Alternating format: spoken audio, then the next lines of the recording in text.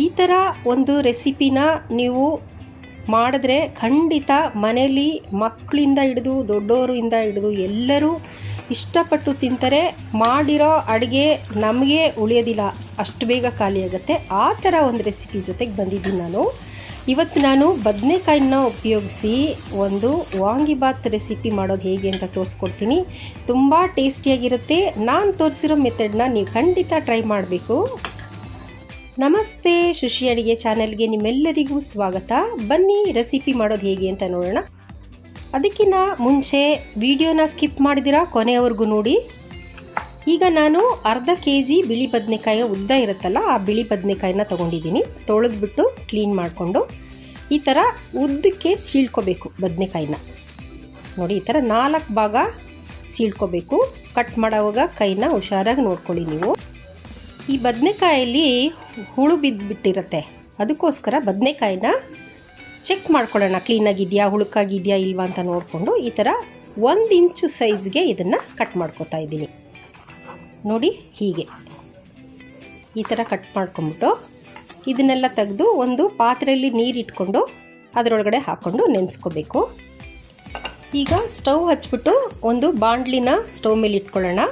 ಇಲ್ಲಿ ನಾನು 2 ಕಪ್ಪಷ್ಟು ಎಣ್ಣೆನ ಹಾಕ್ಕೊಂಡು, ಎಣ್ಣೆ ಕಾದ್ಮೇಲೆ ಈ ಕಟ್ ಮಾಡಿ ಇಟ್ಕೊಂಡಿದ್ವಲ್ಲ ಬದನೆಕಾಯಲ್ಲಿ ನೀರೆಲ್ಲನೂ ಚೆನ್ನಾಗಿ ಸೋಸ್ಬಿಟ್ಟು ಇದರಲ್ಲಿ ಹಾಕಿ ಈ ಥರ ಫ್ರೈ ಮಾಡ್ಕೋಬೇಕು.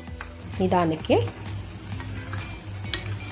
ಒಂದು 5 ನಿಮಿಷ ಆಗುತ್ತೆ ಇದು ಫ್ರೈ ಮಾಡೋಕ್ಕೆ. ನಿಧಾನಕ್ಕೆ ಫ್ರೈ ಮಾಡಿಕೊಂಡು ಸ್ಕಿನ್ನೆಲ್ಲ ಸ್ವಲ್ಪ ಗಟ್ಟಿಗಾಗಿ ಕಲರ್ ಸ್ವಲ್ಪ ಚೇಂಜ್ ಆಗುತ್ತೆ, ಅವಾಗವರೆಗೂ ನೀವು ಫ್ರೈ ಮಾಡಿಕೊಂಡ್ರೆ ಸಾಕು.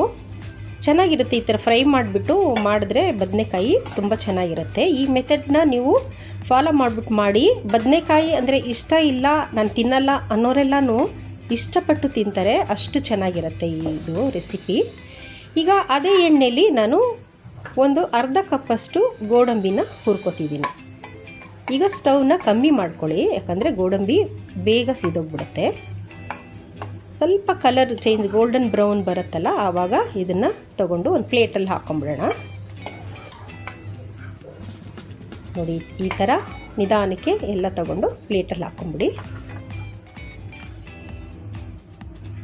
ಈಗ ಒಂದು ಕುಕ್ಕರ್ ಅಥವಾ ದೊಡ್ಡದು ಪಾತ್ರೆನ ಇಟ್ಕೊಂಡು ನಾನು 3 ಟೇಬಲ್ ಸ್ಪೂನಷ್ಟು ಎಣ್ಣೆ ಹಾಕ್ಕೊಂಡಿದ್ದೀನಿ. ಹಾಗೆ 2 ಟೀ ಸ್ಪೂನಷ್ಟು ತುಪ್ಪ ಹಾಕೋತಿದ್ದೀನಿ. ಕಾದ್ಮೇಲೆ 2 ಚಕ್ಕೆ, 4 ಏಲಕ್ಕಿ, ಒಂದು ಸಣ್ಣದಾಗಿರೋ ಸ್ಟಾರ್ ಮೊಗ್ಗು ಅಂತ ಬರುತ್ತಲ್ಲ, ಅದರಲ್ಲಿ 1.5 ಅಷ್ಟು ಸ್ಟಾರ್ ಮೊಗ್ಗು ಹಾಕಿದ್ದೀನಿ. ಹಾಗೆ ಒಂದು 4 ಮರಾಠಿ ಮೊಗ್ಗು ಹಾಕಿದ್ದೀನಿ. ಮರಾಠಿ ಮೊಗ್ಗು ಹಾಕಿದ್ರೆ ವಾಂಗಿಬಾತ್ಗೆ ಒಳ್ಳೆ ಘಮ ಕೊಡುತ್ತೆ, ಅದಕ್ಕೋಸ್ಕರ ಹಾಕ್ಕೊಂಡಿರೋದು. ಆಮೇಲೆ 2 ಕಡ್ಡಿಯಷ್ಟು ಕರಿಬೇವಿನ ಸೊಪ್ಪು ಹಾಕ್ಕೊಂಡಿದ್ದೀನಿ. 1 ಮೀಡಿಯಮ್ ಸೈಜಷ್ಟು ಈರುಳ್ಳಿನ ಸಣ್ಣದಾಗಿ ಹೆಚ್ಚಿಬಿಟ್ಟು ಈ ಥರ ಇದು ಕಂದು ಬಣ್ಣ ಬರೋವರೆಗೂ ಹುರ್ಕೋಬೇಕು. ನೋಡಿ, ಇಷ್ಟಾದರೆ ಸಾಕು. ಈಗ 2 ಟೊಮೊಟೊ ಸಣ್ಣದಾಗಿ ಹಚ್ಕೊಂಡು ಹಾಕೋತಾ ಇದ್ದೀನಿ ನಾನು. ಈಗ ಇದನ್ನು ಸ್ವಲ್ಪ ಎಣ್ಣೆಯಲ್ಲಿ ಫ್ರೈ ಮಾಡಿಕೊಂಡು ಮೆತ್ತಗೆ ಬಾಡಿಸ್ಕೋಬೇಕು ಟೊಮೊಟೊನ.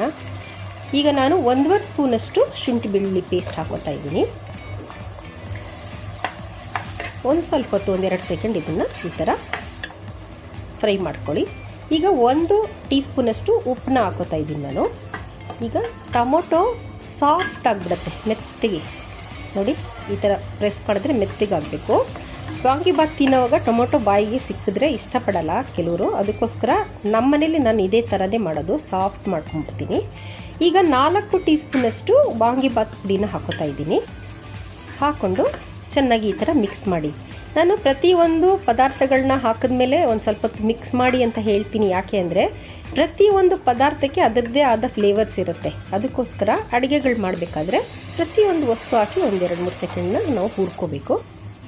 ಈಗ 2 ಟೀ ಸ್ಪೂನಷ್ಟು ನಿಂಬೆ ರಸ ಹಾಕ್ಕೊಂಡು 2 ಟೇಬಲ್ ಸ್ಪೂನಷ್ಟು ನೀರು ಹಾಕ್ಕೊಂಡು ಇದನ್ನು ಸ್ವಲ್ಪ ಹೊತ್ತು ಚೆನ್ನಾಗಿ ಗೊಜ್ಜು ಥರ ಆಗಬೇಕಿದು.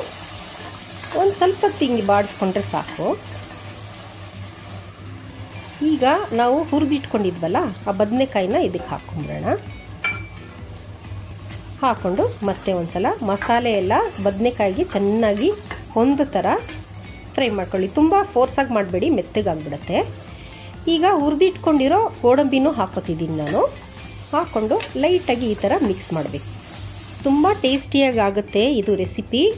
ಈ ಥರ ಅಡುಗೆಗಳು ಬೇಕು ಅಂದರೆ ದಯವಿಟ್ಟು ಶುಶಿ ಅಡುಗೆ ಚಾನಲ್ನ ಸಬ್ಸ್ಕ್ರೈಬ್ ಮಾಡ್ಕೊಳ್ಳೋದು ಮರ್ತೋಗ್ಬಿಡಿ. ಹಾಗೆ ನಿಮ್ಮ ಫ್ರೆಂಡ್ಸ್ಗೆ ಖಂಡಿತ ಶೇರ್ ಮಾಡಿ. ಇಲ್ಲಿ ಒಂದು ಸಲ ಟೇಸ್ಟ್ನ ನೋಡ್ಕೊಳ್ಳಿ. ಉಪ್ಪು ಕಮ್ಮಿ ಇತ್ತು ಅಂತ ನಾನು ಸ್ವಲ್ಪ ಉಪ್ಪನ್ನ ಹಾಕ್ಕೊಂಡಿದ್ದೀನಿ. ನೀವು ನೋಡ್ಕೊಂಡು ನಿಮಗೆ ಎಷ್ಟು ಉಪ್ಪು ಬೇಕೋ ಅಷ್ಟನ್ನ ಹಾಕ್ಕೊಳ್ಳಿ.